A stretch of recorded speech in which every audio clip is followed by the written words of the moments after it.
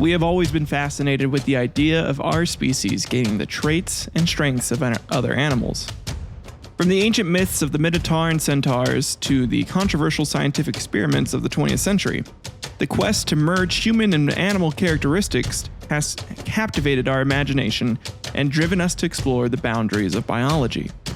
Today on Historical Quarrels, we dive into the stories of human-animal hybrids, from the legends of Greek mythology to the daring experiments of Ilya Ivanov and the Soviet Union and the cutting-edge research of modern science. Join us as we unravel the ethical dilemmas, the scientific pursuits, and the timeless human curiosity that have fueled these extraordinary endeavors. Stay tuned, because history is about to get wild.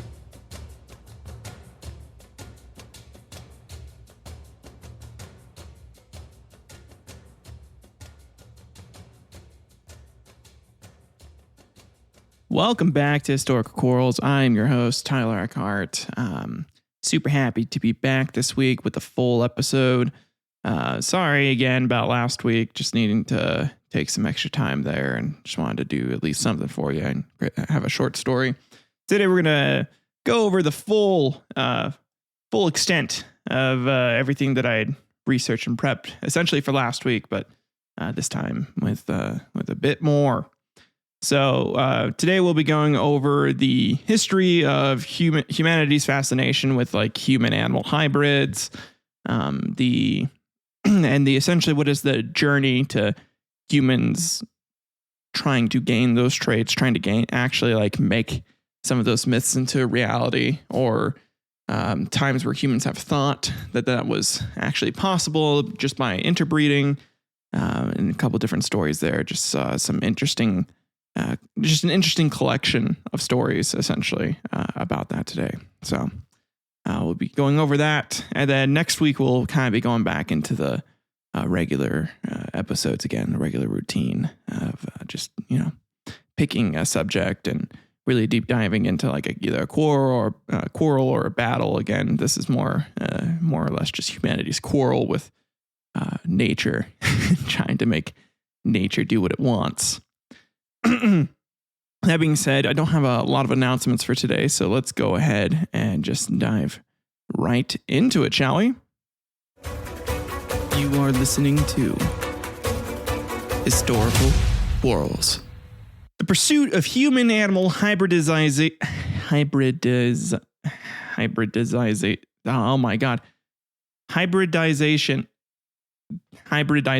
God damn it. Fuck it. We're just going to go with it. Has been driven by a mix of scientific curiosity, potential medical advancements, and philosophical questions about the nature of humanity. Early 20th century experiments, such as those by Soviet biologist Ilya Ivanov, aimed to explore the genetic and evolutionary connections between humans and primates by attempting to create human-chimpanzee hybrids, also known as humanzees, as the title of this episode would have alerted you to. This research was partially motivated by a desire to validate evolutionary theories and push the boundaries of biological science, also to make maybe a certain Russian dictator a little happy by having super soldiers. Yeah, that would have also been part of the desire, the push there. In recent decades, the focus has shifted towards practical medical applications. Scientists hope to create chimeras, animals with human cells, to address organ shortages for transplantation. By growing human-compatible organs in animals like pigs or monkeys, researchers aim to provide a renewable source of organs that are less likely to be rejected by the human immune system. Which is good for me because I have something called a bicuspid aortic valve disease. My options are, when I turn a certain age, is get open heart surgery and to either wait for a donor somehow to get my valve replaced, or, I could probably just live out most of my life and be fine as long as I work out and run every day, which I'm finding harder and harder to do. I need to do it though. I'm going to fucking do it. Or you get this, they have these little plastic, imagine it like a cap essentially for your heart valve, and it goes on and it functions like a regular aortic valve should, and it'd have 3 flaps instead of the 2 flaps going. So, I am also kind of for this growing human compatible organs in pigs and monkeys because For me personally, I have some stake in the game, right? Other people can see that too much as like playing God or acting like God, but I mean, not really. It's just science, man. Just trying to make things easier for people that have disabilities or defects, trying to fix it. These efforts also contribute to a better understanding of developmental biology and genetic engineering. However, these scientific pursuits are definitely fraught with ethical dilemmas, including concerns about the welfare of the animals used in experiments and the moral implications of creating beings that blur the line between species. Again, I understand concerns about the welfare of animals and everything, but at the same time, man, you need to test some shit out on living things, and I prefer that we do that on animals as opposed to just humans and risking human life over like an animal life. And most of the time, the animals are going to die in just as gruesome and horrifying deaths anyways out in the wild. Like a deer out in the wild is definitely going to get like caught either by a bear or a wolf or some mountain lion and essentially be tortured sometimes, eaten alive, as not as great as just, well, I guess I'd say being eaten alive and then being tortured by being experimented upon, probably about equal pain, in all honesty. So, kind of pick or choose there. But yeah, so those are some of the issues. Let's go ahead and get into our timeline now. So these kind of first started. We can go all the way back to we're talking like start of civilization, right? Where humans were drawing cave paintings with humans with animal heads and everything's like that. But the first time where there's been like a story put to it or like an idea of like a man and a animal being combined together would be essentially the Minotaur, as far as like a story involved with it. The tale of the Minotaur is one of the most fascinating and enduring myths from ancient Greek mythology. It encapsulates the themes of hubris, punishment, and heroism. According to the myth, the Minotaur was a creature with the body of a man and the head of a bull. This monstrous being was the offspring of Pasiphae, the wife of King Minos of Crete, and a majestic bull sent by the god Poseidon. Poseidon, being a furry, obviously just wanted to watch his favorite bull fuck a human for some reason. And it's kind of gross, but it is what it is. Gods be doing whatever gods want to be doing. You can't do shit about it, right? Because it's the gods. The story begins with Minos praying to Poseidon for a sign to secure his rule over Crete. Poseidon sent a beautiful white bull from the sea, which Minos was supposed to sacrifice to the god.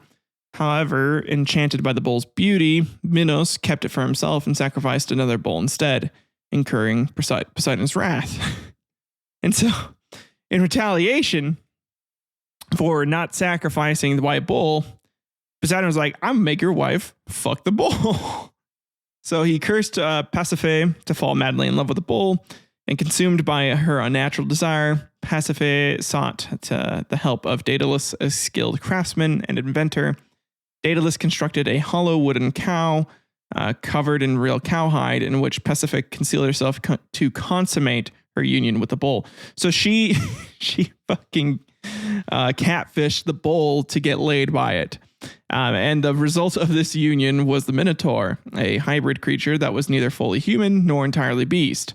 The monstrous nature of the Minotaur posed a significant problem for King Minos, who was both ashamed and fearful of the creature.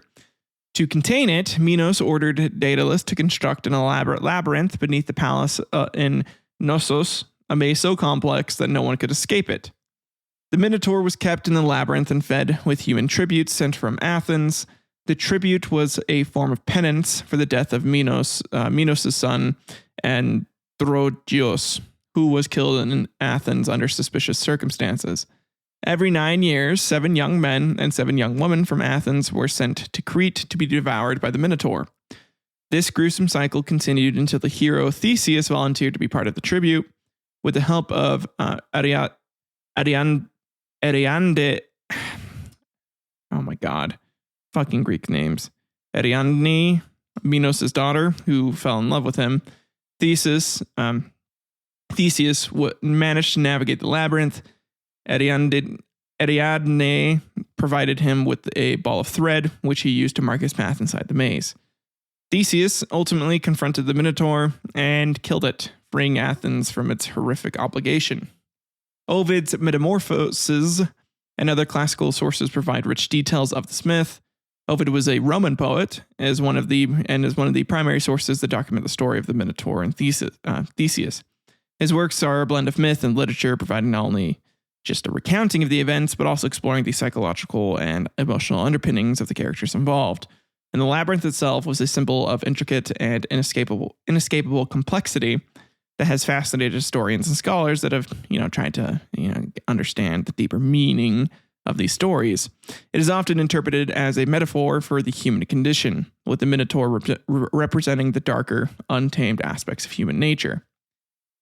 A couple fun facts and less known aspects of the Minotaur myth include its influence on various cultural works throughout history. The story of the Minotaur has inspired countless adaptations in literature, art, and popular culture.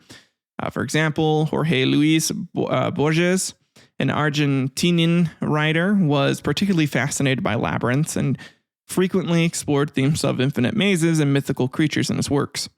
The Minotaur also appears in modern literature, such as in Mary Renault's novel, The King Must Die, which retells the story of Theseus with a historical fiction approach. Additionally, archaeological discoveries in Crete, particularly at the Palace of Knossos, have revealed complex architectural structures that some speculate may have inspired the myth of the labyrinth. So, that or it was an actual labyrinth, and some people are like, was there some fucking bullheaded man thing? Which no, it's biologically impossible for a human and a animal to consummate and actually make it. Well, they can fuck. You can definitely fuck an animal, but you will not be able to breed out an animal, at least with anything that's not in the Homo genus. So not in that genus, you can't really make anything. It's theorized it may be possible with monkeys, with apes, and with chimpanzees, but again, no success still there, even with the tests that we'll go over later on. But Greece wasn't just obsessed with about fucking bulls, right? Which is so funny since a bull is like a nickname for. Like if you're a cuck, you look for a bull to come fuck your wife, and that's exactly what happened here. It should have been King Cuck instead of King Minos. But besides bulls, they also wanted to fuck some horses and goats. And so we have the story of centaurs and satyrs. And these figures are deeply rooted in Greek mythology. They represented the untamed and wild aspects of nature. Centaurs are depicted as half human, half horse creatures, often embodying the struggle between civilization and barbarism. The most famous centaur, Chiron, is an exception to the generally wild and unruly nature of his kind. Unlike his brethren, Chiron is known for his wisdom and knowledge of medicine, and he serves as a mentor to several Greek heroes, including Achilles and Asclepius. The duality of centaurs highlights the Greek understanding of the human condition, caught between reason and primal instincts. Just again, more of like a commentary on human nature, as a part of humanity is still wild, but we've developed this like higher learning and higher thinking. And it's, again, a lot of these stories are just commentaries on that idea. So satyrs, on the other hand, are part of the part human, part goat, often depicted with the legs and ears and horns of a goat. They are companions of Dionysus, the god of wine, revelry, and ecstasy, embodying the spirit of uninhibited pleasure and chaos. Satyrs are notorious for their lecherous behavior and love of music and dance. They love fucking. They often appear in Greek literature as symbols of fertility and the natural world's untamed aspects. In plays such as those by Euripides, satyrs provide comic relief and embody the festive, unruly aspects of human nature, contrasting sharply with the more ordered society depicted in Greek tragedies. Homer's Iliad and Odyssey provide early references to centaurs, portraying them as savage and unruly beings, often at odds with humans, because humans were its main competition and main source of fucking. The centaurs, just kidding. No, the centaurs are, again, this is where we get like they're wild and stuff. The centaurs' most notable myth involves their battle with Lapiths, a Thessalian tribe. This conflict arose during the wedding of Pirithous, king of Lapiths, when the centaurs, intoxicated by wine, attempted to abduct the bride and other female guests. Again, to go and fuck them. The ensuing battle, known as the Centauromachy, symbolizes the struggle between civilization and barbarism. This myth was a popular subject in ancient Greek art, illustrating the cultural tension between order and chaos. Euripides' plays such as Cyclops incorporate satyrs as part of the chorus, blending elements of comedy and drama. The satyr play, a genre that combines the structure of tragedy with a chorus of satyrs, was a staple of Athenian festivals, reflecting the duality of human nature, both noble and base. These plays often featured satyrs engaging in humorous antics, providing counterbalance to the serious themes of the accompanying tragedies. Like if a kid died in the play, they'd come out and be like, "Ha ha, that's hilarious." Something like that, basically. The satyrs' association with Dionysus further underscores their connection to themes of excess, revelry, and the breakdown of social norms. And in all reality, when a kid or someone would die in one of those places, they'd probably just come out with their ass hanging out, and people would laugh at the satyr with his bare ass out, and they'd be like, "Haha, that's such a satyr thing to do. Oh man, that's hilarious." What was it said about? Oh yeah, a kid died. But look at him. Essentially like the clowns of the ancient Greek world. First-person accounts from ancient Greek literature offer rich insights into the portrayal of these creatures. Again, in metamorphoses, there's a lot of vivid description of centaurs and their interactions with humans. Ovid was super good about this. And there's a lot of influence still enduring from centaurs and satyrs appearing in our Western culture now. The character of Chiron appears in modern literature and media, such as Rick Riordan's Percy Jackson series, which I read as a kid. I love that series. I feel like it kind of fell off after, I'll be honest, after the end of the first 5 books. Or is it 6 books? Once they started introducing the Roman characters, like I kind of read the first 2 of the Roman series or 3 of the Roman series. And then the first 2, or I think, is it just 2 of the Egyptian series? I read that one. That one was okay. But then I just couldn't get into it after that. Like I haven't even attempted to. Well, they're also made for kids, so I probably just outgrew them by that point. But yeah, so that's a good series. But again, Chiron here, he serves as a mentor to the young demigods. Satyrs were in that too. Satyr was the main friend of Percy Jackson, Grover. He was in that book. And so the enduring popularity of these myths speak to their deep-rooted appeal, reflecting timeless themes of human nature and the struggle between civilization and wildness and the celebration of life's pleasures. Historians and scholars have long studied the significance of centaurs and satyrs in this mythology, and according to historian Walter Burkett, these creatures symbolize the Greek view of humanity's dual nature between reason and passion. Burkett's analysis highlights the cultural and psychological significance of these myths, showing how they encapsulate fundamental aspects of the human experience overall. Again, just reiterizing that point. And then kind of taking it back a little further, going to Egyptian mythology, we have Anubis and Bastet. They were 2 prominent deities, and really all of the deities in Egypt, right? They're all like human-bodied with like animal heads for the most part. But Anubis, who is the god of mummification and the afterlife, is depicted with a human body in the head of a jackal.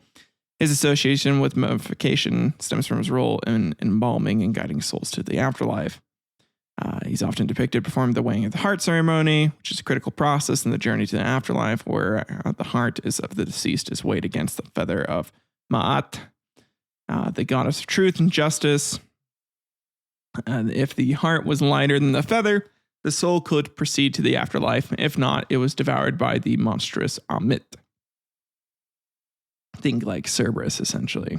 Or maybe not Cerberus, but just a big old monster that eats your heart. I think it might actually be a crocodile. Or, it might be a crocodile. I can't remember. Whatever. But Anubis' jackal head symbolizes his connection to ceremonies and the dead. In ancient Egypt, jackals were often seen around tombs, likely due to their scavenging nature. And this association likely influenced Anubis' role as a protector of graves. So the deity is believed to ensure the safe passage of souls, protect the deceased from malevolent spirits. In the Book of the Dead, Anubis is frequently invoked to aid the dead in their journey through the Duat, the Egyptian underworld. His presence in tomb paintings and funerary texts underscores his importance in Egyptian religious practices surrounding death and burial. Because death was a big deal in Egypt. It was one of the most important things you could do. Oh, man. Bastet, the goddess of home, fertility, and domesticity, is depicted with a human body, the head of a lioness, or a domestic cat. Initially, Bastet was portrayed as a lioness, symbolizing her fierce and protective nature, and over time, she became more commonly depicted as a domestic cat, reflecting her association with the home and family. Bastet embodies the dual aspects of nurturing motherhood and ferocity in protecting her offspring. She's also revered as a goddess of music, dance, and joy, often depicted with a sistrum, which was a musical instrument associated with celebration. She was the goddess of partying, dudes. She liked to party hard. And the transformation from a lioness to a cat mirrors the evolving relationship between humans and animals in ancient Egyptian society. Cats were highly valued in Egypt for their ability to protect grain stores from vermin, and their presence in homes likely contributed to Bastet's association with domesticity and fertility. The city of Bubastis was the center of her worship, where an annual festival in her honor drew thousands of devotees. A bunch of cat lovers, basically. I'm a big cat guy myself, so I kind of get it, you know. Cats are cool, man. I really like cats. Not as much into dogs. Like, I don't know, some people are more into dogs than cats, but cats are just so much simpler, man. It's so much easier to take care of a cat. Legit, you clean out their litter box, you feed and water them, and, you know, pet them when they want you to.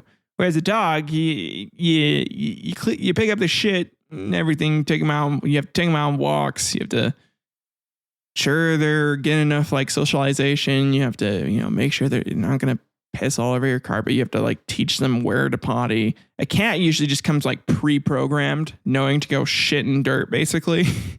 And so as soon as you put out a litter box, it's like, oh yeah, that's where I want to shit anyway, so we're good. Whereas with a dog, it's like pre-programmed to shit everywhere. So, you know, big difference there. Anyways, Bastet's cults emphasize not only fertility and motherhood, but also the protection of the home from both physical and spiritual threats. There's a bunch of first-person accounts from ancient texts and inscriptions that provide a bunch of insights into the worship and significance of these deities. A bunch of tombs often invoke Anubis for protection, while temple inscriptions and statues frequently depict Bastet and her nurturing aspect. The Greek historian Herodotus, writing in the 5th century BCE, described the grandeur 5th century BCE. Oh yeah, 5th century BCE.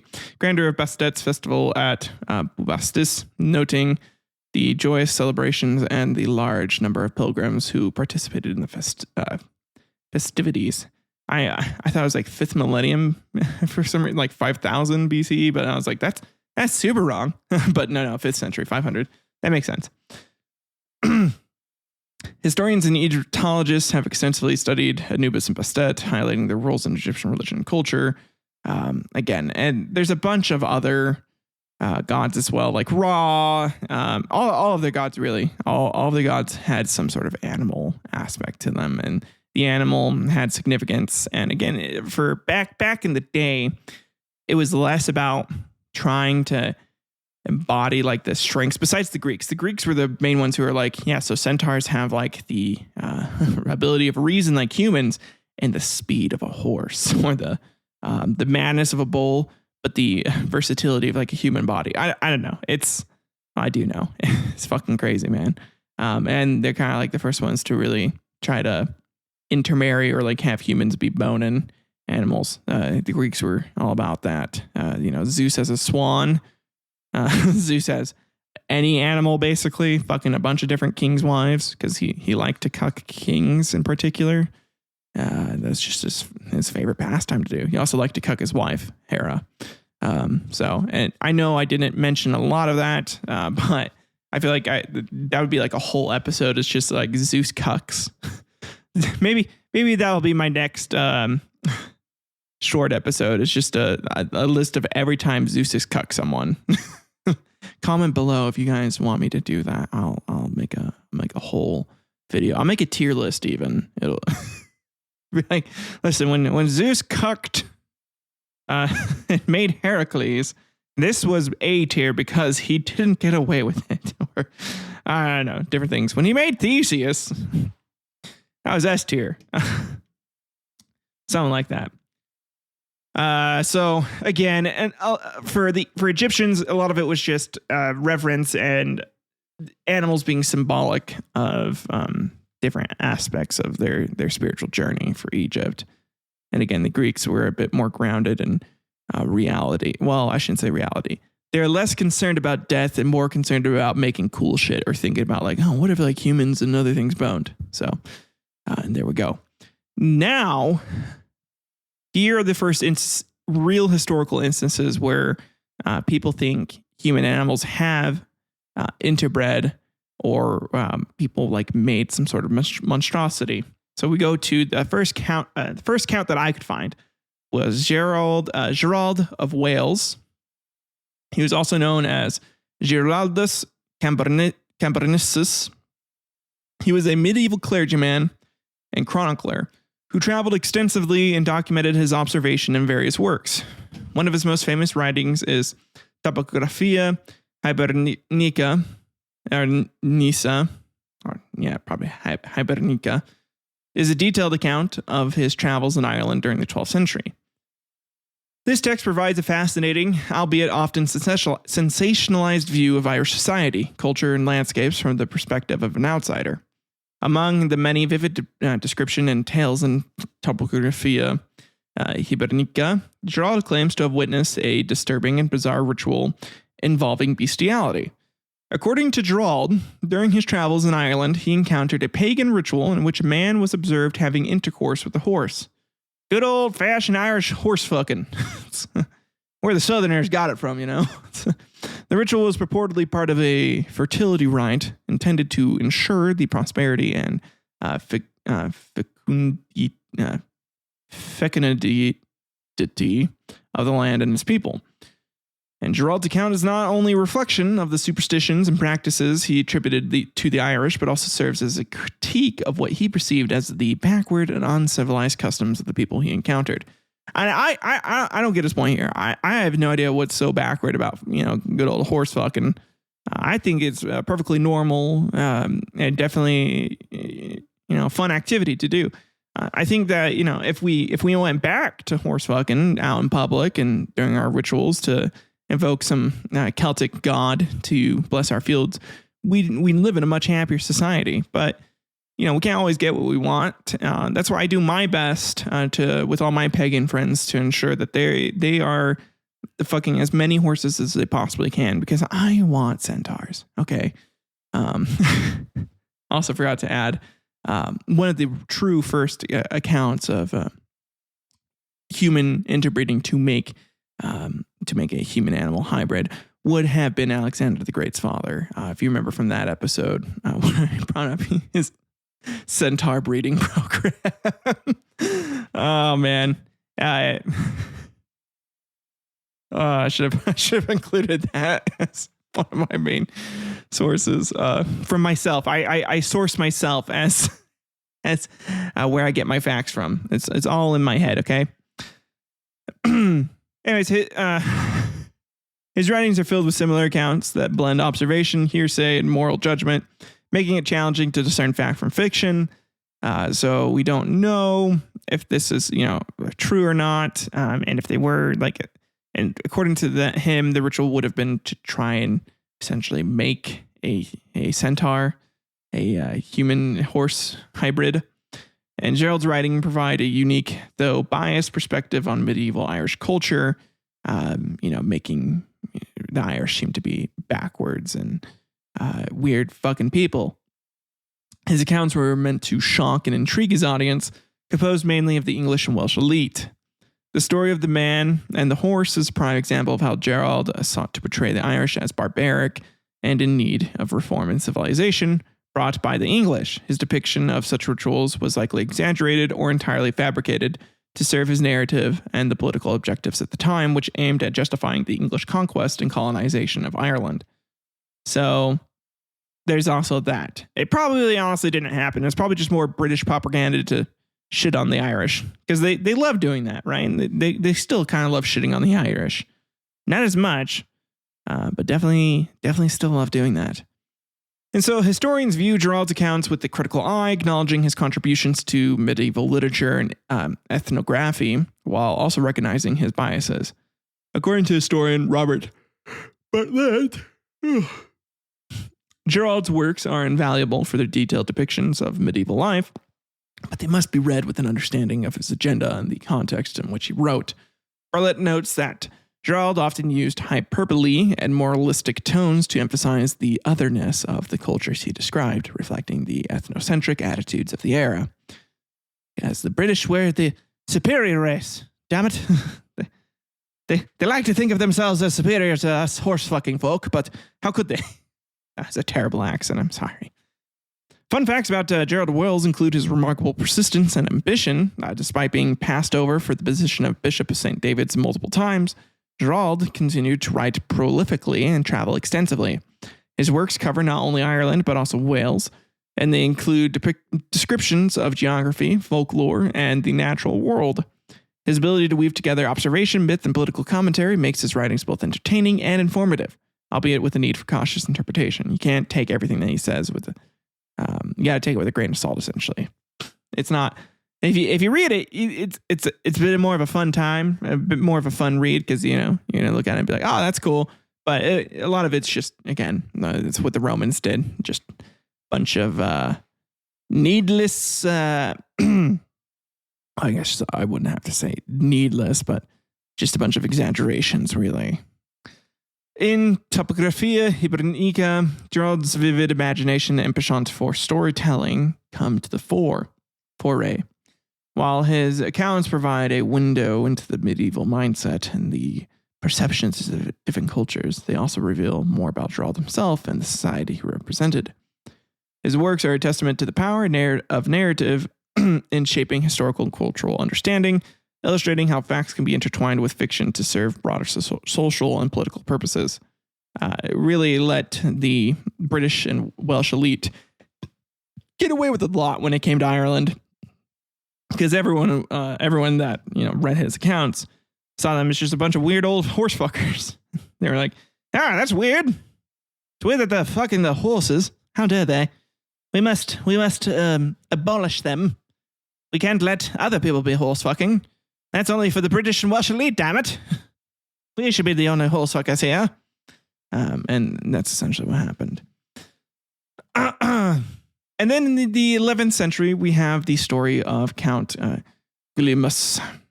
The Italian cleric and reformer Pietro Damiani recorded a peculiar and sensational story involving Count Guillielmus in his treatise De Bono Religiosi Status et Variorum Animatiam Tropologia. According to Damiani, Count Guillielmus' pet ape became romantically involved with the Count's wife, leading to the birth of a hybrid offspring. This narrative, while intriguing, is largely considered fictional and serves more as a moral tale than a factual account. But this is the first time that people are like, yeah, apes can be fucking our wives and making babies, damn it. So Damiani's account is filled with vivid details that would have shocked and entertained his contemporaries. He claimed that the ape, driven by jealousy upon seeing the Count lying with his wife, attacked and killed the Count. And following this violent episode, the ape allegedly became the wife's lover, resulting in the birth of a hybrid creature. This offspring was reportedly shown to Damiani by Pope Alexander II, adding an extra layer of authority and intrigue to the story. However, such tales were often embellished or entirely fabricated to convey moral lessons or reflect their clerical concerns of the time. And it makes me wonder what the fucking clerical concern at the time was in Italy. Was there just a bunch of Italian women traveling to the Amazon coming back with ape husbands? They're like, this man is for me. He's more manly than than Pedro. Pedro's not manly enough. I need an ape man to take care of my pussy. Like, or is there a bunch of dudes just wanting some ape puss? Like, what the fuck, man? What was the concern? What was the concern? What's the reason for this story? So,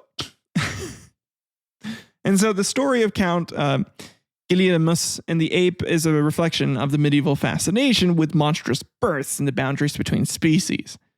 And during this period, tales of hybrid creatures were common and often used to illustrate the consequences of sin and moral corruption. Don't be getting too horny, because if you do, you might get raped by an ape, and it's going to be real bad for you. Essentially. Damiani's work, like many of his contemporaries, used such stories to underscore the dangers of moral decay and the need for religious reform. Italy was fucked in the goddamn 12th century, in the 11th century, man. Like, what the hell was happening? Everyone in Italy was just banging animals, I guess.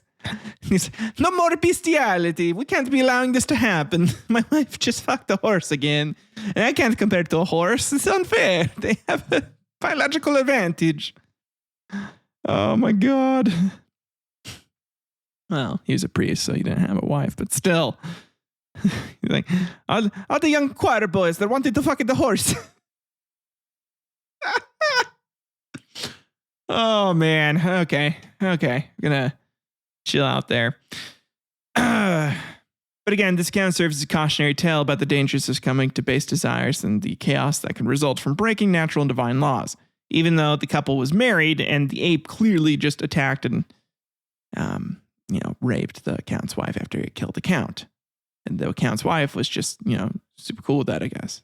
Just like, yeah, fuck it, I'll have a baby with this thing. Maybe she just wanted to live, and so she just kind of dealt with it.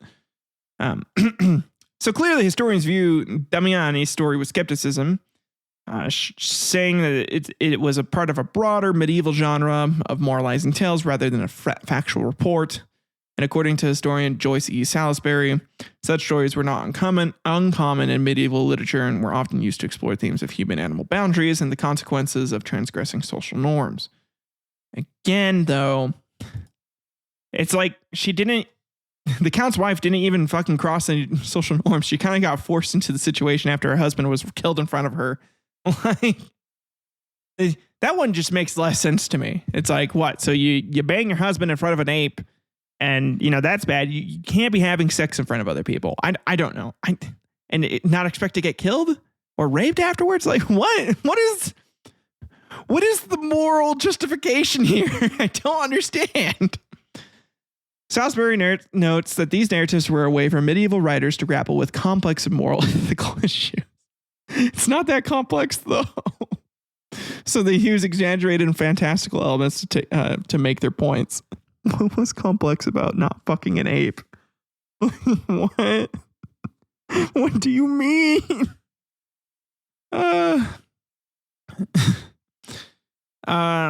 So some fun facts about the tale of Count Guillielmus include it's placed within a larger tradition of medieval literature.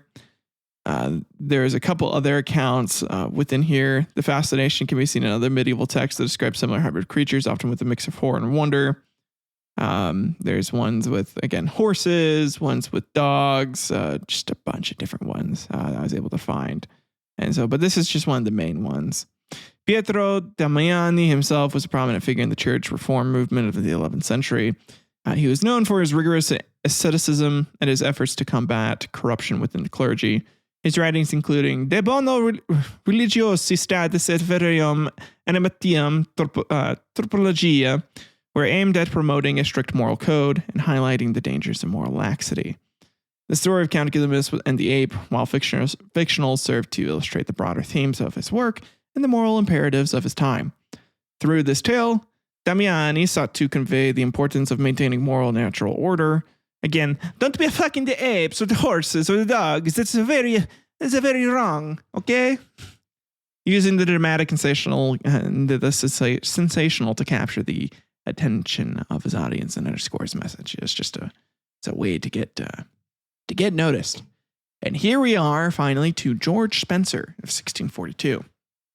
So, as I said last week, in 1642, George Spencer, who was a laborer and living in the New Haven colony in early colonial America, found himself at the center of a bizarre and tragic case of alleged bestiality.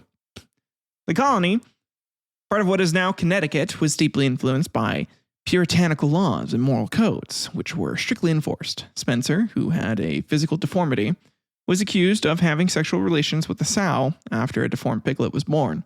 The piglet's unusual appearance, which reportedly included a malformed eye that resembled Spencer's, led to suspicion and eventually to formal charges against him. They're like, how dare you have sex? Clearly you had sex with that animal because of your fucked up eye, and look at its eye. It's kind of fucked up too in a very similar way.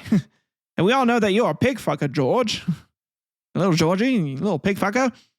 And so the evidence against Spencer was circumstantial and heavily reliant on the physical resemblance between him and the piglet. Dude was just fucking ugly. They wanted to kill him because he was ugly. This resemblance was seen as a sign of his guilt, reflecting a very deep superstitious and moral beliefs that were held at the time. So fucked up.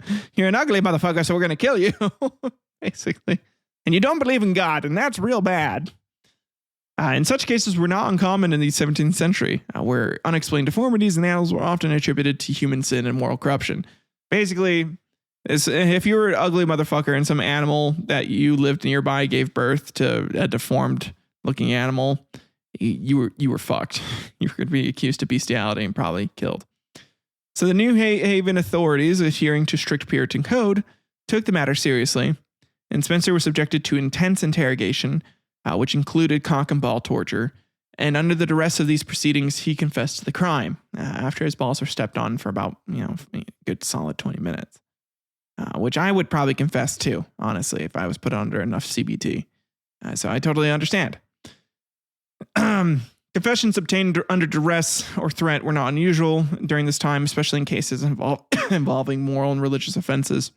Spencer's confession, likely coerced by the severe and intimidating questioning and CBT, became the primary evidence used against him. The trial reflected the colony's strict adherence to biblical law, which condemned bestiality as a grievous sin punishable by death. They went old school Bible on him. The court proceedings were swift, and Spencer was convicted based on his confession and the purported resemblance between him and the deformed pig. However, George Spencer would go back and forth, and after agreeing to it, thinking he was going to get a lighter sentence, and realizing he wasn't, he would recount his testimony, get tortured again, give out his testimony again, recount it. It was a back and forth for a little bit, and it was real fucked up. And the outcome of the trial was grim. George Spencer was sentenced to death by hanging, a common form of execution for serious crimes in the colonies. His execution was intended not only as punishment, but also as a stark warning to others about the consequences of moral transgressions. Spencer's case is a very sobering example of how superstition, fear, and strict religious codes influenced justice in early colonial America, and really highlighted the harsh realities of life under Puritan rule. Because Puritans were kind of assholes, and any deviation from the moral code would result in pretty much similar punishment, death. You'd be killed. And so historians have viewed the case of George Spencer as emblematic of the period's legal and moral framework. And according to historian John Demos in his book, Entertaining Satan, Witchcraft in the Culture of Early New England, such cases were part of a broader pattern of using legal proceedings to enforce community standards and religious orthodoxy. George Spencer did not fit into the religious orthodoxy. He was an outcast right from the get-go. The township that he moved from was reportedly told the New Haven colony the guy was unrepentant, not God-fearing asshole, and he wasn't good looking, so they probably just wanted to get rid of him. And so as soon as that piglet gave birth, they're like, this guy's a known liar, can't trust a word he says. I bet he fucked the pig, and bestiality is how we're going to get him, because they're probably going to get him on a lot of other things in terms of getting him, killing him. So, and this execution of Spencer that was based on dubious evidence and a coarse confession illustrates the very precarious nature of justice in a society governed by fear and sin and divine retribution. He would be eventually essentially granted clemency granted a pardon by the governor of New England. But as we all know, he was technically convicted under colonial law by a magistrate and under British rule. And so the idea that that we came up with is we are going to send a legal document over to England, to England and to one of their capital houses, basically petitioning for a pardon or for a posthumous pardon. And here's the letter that my friend has come up with so far. So, dear magistrate, I'm writing to formally petition for the posthumous pardon for George Spencer, who was wrongfully convicted and executed in 1642 in the New Haven colony, then under British colonial jurisdiction. This petition is submitted in recognition of the miscarriage of justice that occurred and in pursuit of restoring the dignity and the legacy of George Spencer. Big fucker. George Spencer was born in date of birth not known currently, and place of birth not known currently. We believe England somewhere in 1620 somewhere. So he was convicted of bestiality and executed in New Haven colony for allegedly fathering a child with a sow. The conviction was based on the claim that the piglet born with physical deformities resembled Spencer. It has since come to light that such an accusation is biologically impossible, as it is now scientifically proven that interspecies reproduction between a human and a pig is not possible. The primary grounds for this petition are new evidence. Scientific advancements unequivocally demonstrate that it is biologically impossible for a human to father a child with a sow. This evidence invalidates the primary basis for George Spencer's conviction. The trial of George Spencer was based on superstitious beliefs and lacked any credible scientific or medical evidence. The legal standards at the time were not met, resulting in a gross miscarriage of justice. At historical precedent, there have been several cases where the British government has granted posthumous pardons for historical wrongs, such as the case of Derek Bentley and Alan Turing. George Spencer's case similarly warrants such a rectification. Included with this petition are the following supporting documents: copies of the original court records and the trial transcripts from the New Haven colony, scientific reports, and expert analysis detailing the biological impossibility of interspecies reproduction between humans and pigs, statements from historians and legal experts affirming the wrongful nature of the conviction, affidavits from descendants of relevant parties. Any other relevant documents have also been included. Given the compelling evidence of George Spencer's innocence and the grave miscarriage of justice that occurred, I respectfully request that His Majesty's government grant a posthumous pardon to George Spencer. This act would not only rectify a historical wrong, but also reaffirm the commitment to justice and fairness. Thank you for considering this petition. I'm available for any further information or clarification needed. Yours sincerely, and I'm not going to read out his name. So, there we go, guys. We have a letter that we're prepared to send. If anybody wants to, I guess join in the petition and, just write in their own email of what they think should be done here, we can include it in the long list of papers that we're going to mail off to a magistrate's house in England. So feel free to do that. We probably won't be done for a month or two. I'll give updates if we ever get anything back or hear anything about it. So please write in with your own reasons why you think George Spencer should be again pardoned by the British government specifically. So and then not that long after George Spencer, we actually have the case of Thomas Hogg. In 1647, Thomas Hogg, who was a resident of the New Haven colony in early colonial America, found himself embroiled in a scandalous and serious accusation of bestiality. The colony was also adhering to Puritan laws and moral codes, still was. And they were shocked when 2 deformed piglets were born, and suspicion quickly fell upon Hogg. So after George Spencer was dead, they're like, well, shit, who else would be doing it? And the physical deformities of the piglets were perceived as a sign of unnatural acts, and given the superstitious and religious mindset of the time, Hogg was accused of having engaged in sexual relations with the sow. They also just didn't like Hogg either. So the case against Hogg was largely based on circumstantial evidence. The unusual appearance of the piglets, combined with the moral panic and fear of sin pervasive in the community, led to his arrest and trial. And the Puritans, much like other of New Haven colony, much like other colonies at the time, viewed such acts as severe transgressions against both divine and natural law. And during his trial, Hogg maintained his innocence, and unlike George Spencer, who had been executed for a similar crime 5 years earlier, Hogg did not confess to the charges. The lack of a confession and the nature of the evidence presented a dilemma for the authorities.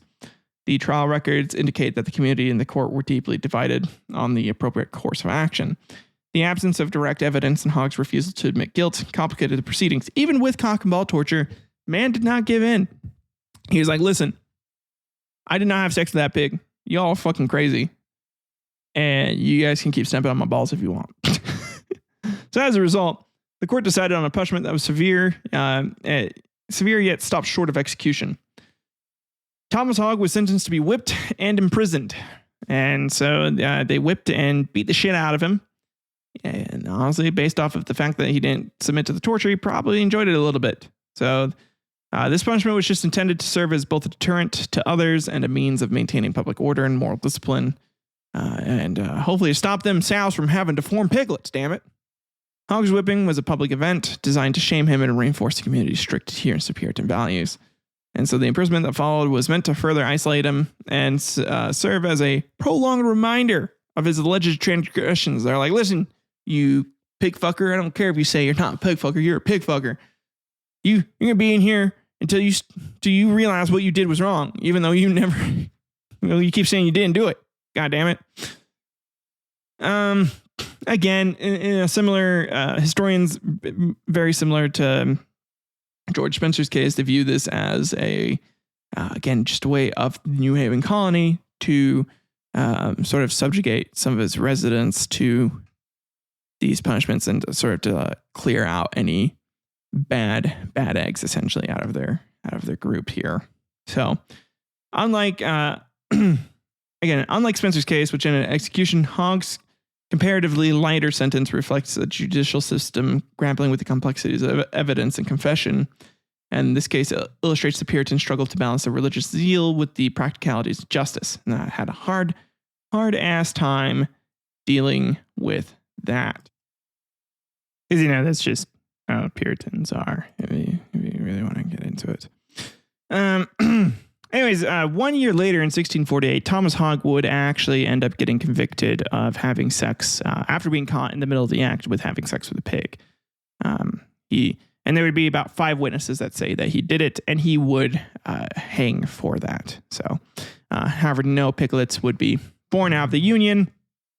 The colonists were a little shocked, being like, okay, so we caught him dead ass having sex with a pig this time, but the pig didn't have any weird looking babies. These babies came out normal. And, it just made them question a bunch of things. Just fucking with you. No, he did not do that. Okay, and then in the mid-19th century, we have some speculations that were inspired by Darwin. The publication of Charles Darwin's groundbreaking work on the origin of species in 1859 revolutionized the scientific community and public understanding of biology. Darwin's theory of evolution by natural selection suggested that all species, including humans, shared common ancestors. This radical idea led to intense speculation and debate about the nature of these evolutionary relationships, particularly between humans and their closest relatives, the great apes. While Darwin himself did not propose or condone the creation of human-ape hybrids, his theories spurred public imagination and scientific curiosity about the possibilities of such interspecies connections.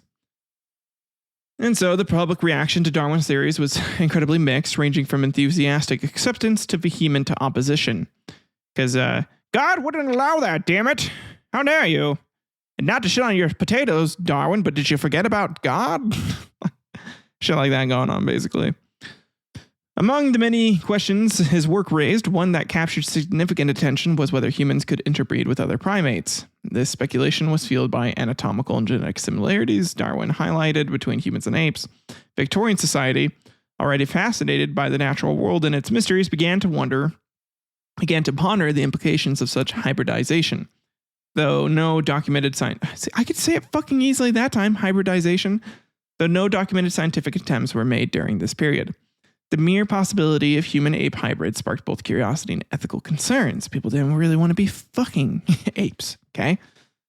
And so discussions within the scientific community reflected these diverse reactions. Some scientists entertained the theoretical feasibility of human-ape hybrids as a means to further understand evolutionary processes.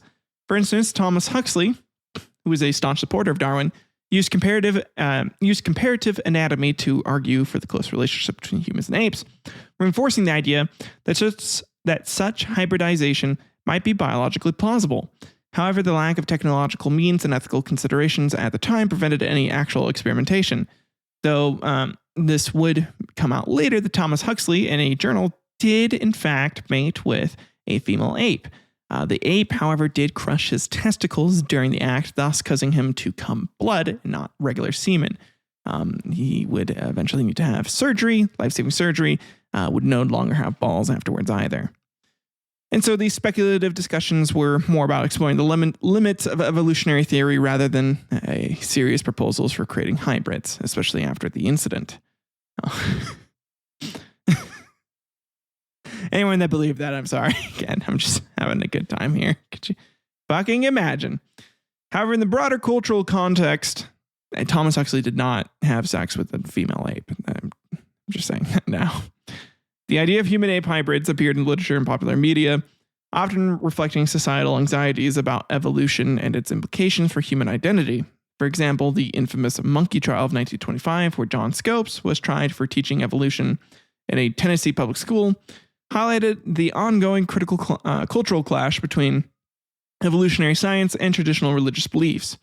While this trial occurred decades after Darwin's initial publication, it underscored the enduring controversy and fascination with the evolutionary relationship between us humans and apes.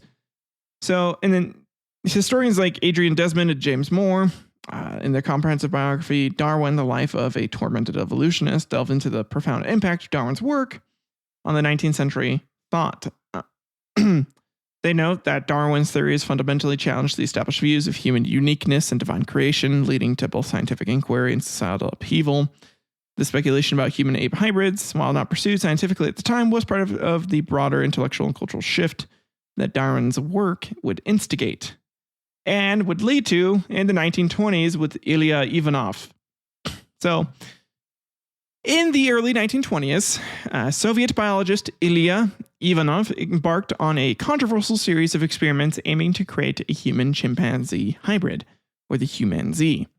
Ivanov, an expert in artificial insemination, had previously achieved success in creating hybrid animals such as the Z-donk, which is a cross between a zebra and a donkey. Encouraged by these successes and driven by the Soviet government's interest in using science to push the boundaries of human capability and challenge religious orthodoxy, Ivanov proposed experiments to inseminate female chimpanzees with human sperm. They'd just get a bunch of dudes jacking off into cylinders, essentially, and then Ivanov would go in and artificially inseminate the female chimpanzees. Pretty fucked up, though. Ivanov's project received support and funding from the Soviet government, which saw potential in the research to demonstrate the power of Soviet science to provide evidence for Darwinian evolution over religious explanations of human origins. In 1926, Ivanov traveled to French Guinea to begin his experiments. Despite his extensive preparations, the task proved challenging. Capturing and maintaining a sufficient number of chimpanzees, as well as finding local women willing to participate in the experiments, proved to be significant obstacles. So it wasn't just female chimpanzees either. It was also male chimpanzees' sperm, injecting them to human females. So the initial phase of the experiment involved inseminating female chimpanzees with human sperm. Ivanov's hopes rested on the anatomical and genetic similarities between humans and chimpanzees. However, all attempts to produce a viable pregnancy failed. Ivanov faced numerous logistical and ethical challenges, including the difficulty of ensuring the health and safety of both the chimpanzees and the human participants. Despite these setbacks, Ivanov was undeterred and sought to continue his research in the Soviet Union, where he believed he would have a better control over the experimental conditions. Back in the Soviet Union, Ivanov faced increasing scrutiny and opposition from both the scientific community and the government. The ethical implications of his work, combined with its lack of success, led to mounting criticism. In the late 1920s, political changes within the Soviet Union further complicated Ivanov's situation with Joseph Stalin's rise to power. There was a shift toward more conservative and pragmatic scientific agendas. and Ivanov's research was viewed as politically and scientifically untenable. And so in 1930, Ivanov was arrested during the political purges that targeted many intellectuals and scientists, and he was charged with involvement in anti-Soviet activities and exiled to Kazakhstan, where he continued to work on less controversial aspects of veterinary science until his death in 1932. Ivanov's attempt to create a human-chimpanzee hybrid ended in failure, but his experiments remained a significant, if controversial, chapter in the history of genetics and evolutionary biology. Historians and scientists have since reflected on Ivanov's work as a cautionary tale about the ethical boundaries of scientific research. And according to Kirill Rusinov, a historian of science, Ivanov's experiments were indicative of the period's broader ideological and scientific ambitions, but also highlighted the dangers of pushing ethical boundaries in pursuit of scientific knowledge because of how fucked up it was. There's a lot more detail I could go in about this guy, but I don't want to be sitting here just explaining how some female chimpanzees were raped and potentially some islanders were raped. A bunch of different really fucked up shit went on with Ivanov. So potentially some of it is hearsay. So, and that's, yeah. In the 1960s, however, Chinese scientists embarked on an ambitious and ethically contentious project to create a human-chimpanzee hybrid as well. Again, being referred to here as the human Z. And the experiments were conducted at a time when China was undergoing significant political and social upheaval. The Cultural Revolution, which was initiated by Mao Zedong in 1966, sought to radically transform Chinese society, promoting communist ideology and purging elements considered bourgeoisie or counter-revolutionary. This period was marked by extreme social and political turbulence, which had profound impacts on all aspects of life, including scientific research. And despite the volatile environment, the initial phase of the human Z experiment proceeded. That reflected a bold, albeit controversial, pursuit of scientific knowledge that they had. The project faced numerous challenges from the outset, maintaining a healthy and stable environment for the chimpanzees and ensuring the ethical treatment of both the animals and human participants were significant concerns, and moreover, the technological and scientific limitations at the time made the process highly complex and fraught with difficulties. By highly complex, it meant some dudes were out there fucking chimps, and some chimps were out there fucking girls. So, some females, yeah.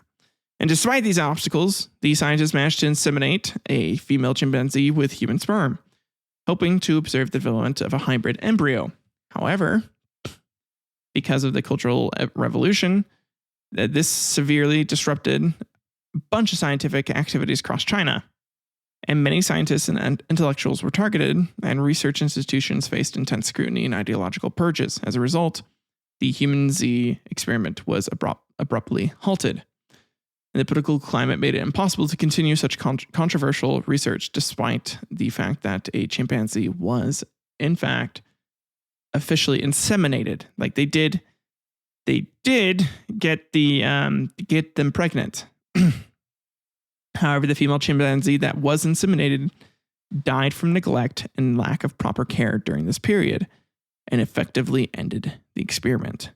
However, they were able to get a chimp pregnant with human sperm. So there is a possibility here that humans could essentially crossbreed with chimps at the very least. Reflecting on these events, however, historians and ethicists have debated the motivations and implications of such experiments. Scholar Jan Baito, in his analysis of science during the Cultural Revolution, notes that the human Z experiment exemplifies the extreme ambitions and ethical blind spots of that period's scientific community.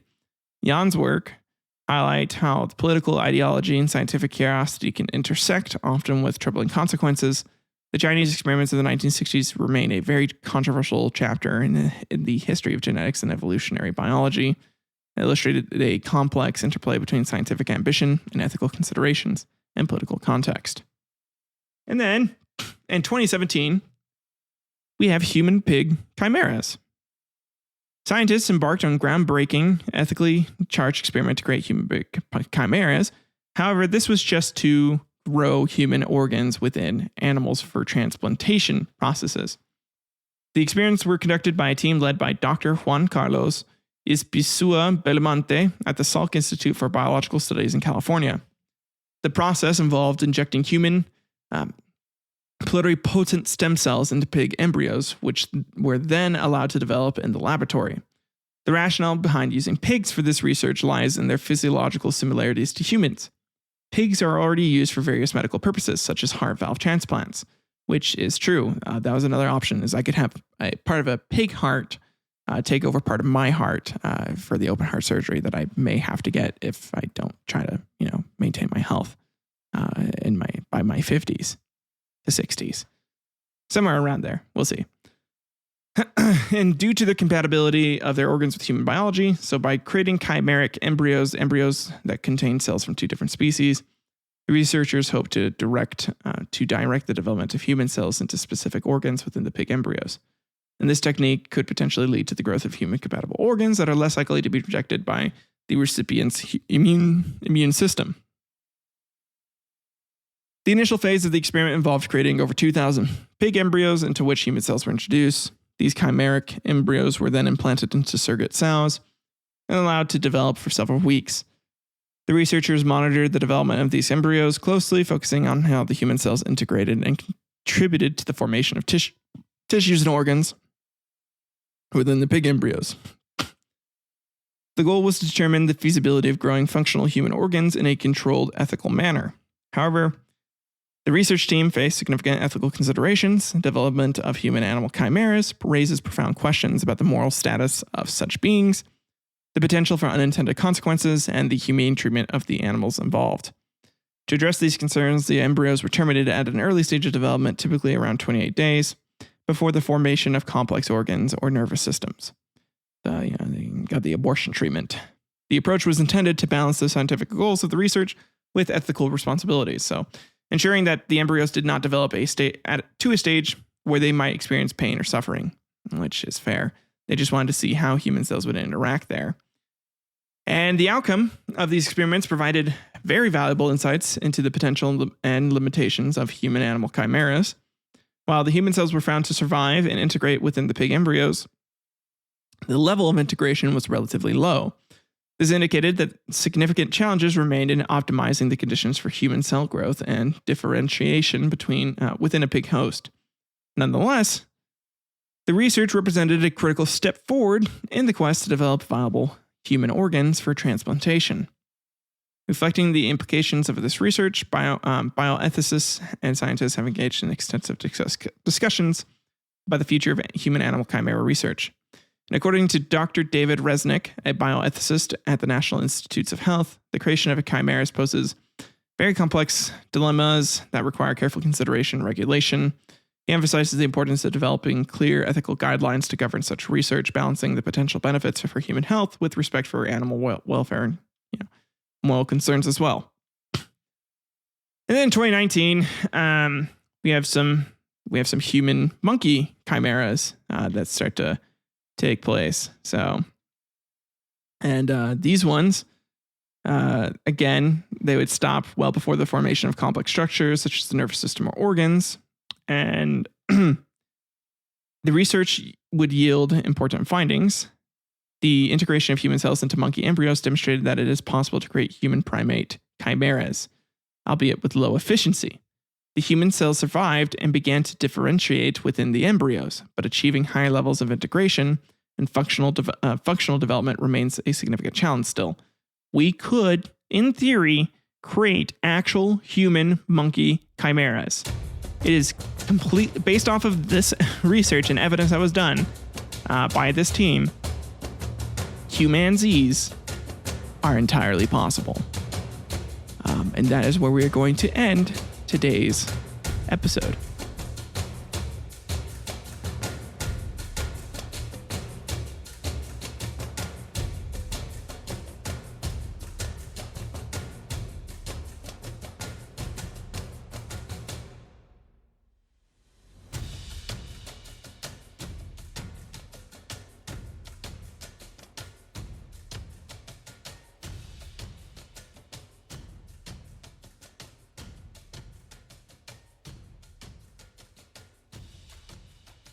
You blew it up! You animals, you ruined it!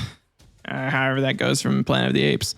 So yeah, Planet of the Apes is in humanity's future, if we so want it to be. Essentially, it may be a planet of human-monkey hybrids, but it is entirely possible that could be another step, creating stronger, faster, or smarter, essentially just chimps and monkeys.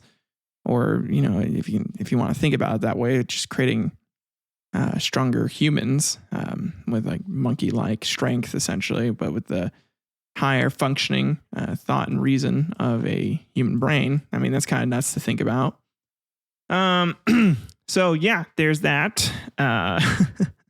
That's fun. Super monkey human hybrid soldiers. I'll be crazy. What'd you guys think about today's episode? Did you find it fascinating, fun, boring? Let me know. Let me know if you're listening to this on YouTube. Tell me in the comments, or you can email me at historicalquarrels@gmail.com. And, tell me your thoughts there, or you can leave a review on Spotify or podcast. Next week, we'll be diving back into some, again, just like kind of more normal quarrels in a way, kind of like picking a war and going over that, or picking a battle, or I might end up doing another true crime episode again eventually. I do eventually want to do an episode on fucking Jack the Ripper or something. That'd be cool. That'd be fun. But we'll see. We'll see. I probably won't give too much extra detail than has already been given. I may give some funny takes on it though. That'll be interesting. Other than that, we have no big announcements besides the fact that I guess Hard Homies podcast is now transitioned into essentially a improv D&D game between me and my buddies every Thursday now. So if you guys are into that, you can look forward to that every week. We just come up with like absurd scenarios and then try and get out of it using rolling D&D dice essentially. So it's a good time. It's a fun one. If you're into that, if you're into like improv D&D type humor, please check out Hard Homies podcast. I think you guys will enjoy it. I am going to be trying to start trying to make more shorts and create like more of like video products for you guys on the channel. So be on the lookout for that. Hopefully here in the next couple months. And then, like I said, a couple weeks ago, we will be getting new intros and outros here, hopefully relatively soon. Other than that, though, don't have a whole lot else. I'm recording this on Father's Day. Happy Father's Day to all you dads out there and all single mothers that have to play both roles. That can be really tough. Trust me, I grew up in a single parent household, so I get it. So, yeah, no. Hope you guys are doing good. I hope you guys are living life to the fullest and do whatever you can just to keep yourself happy. Keep yourself going day to day. I love you all. You have a good one. Bye.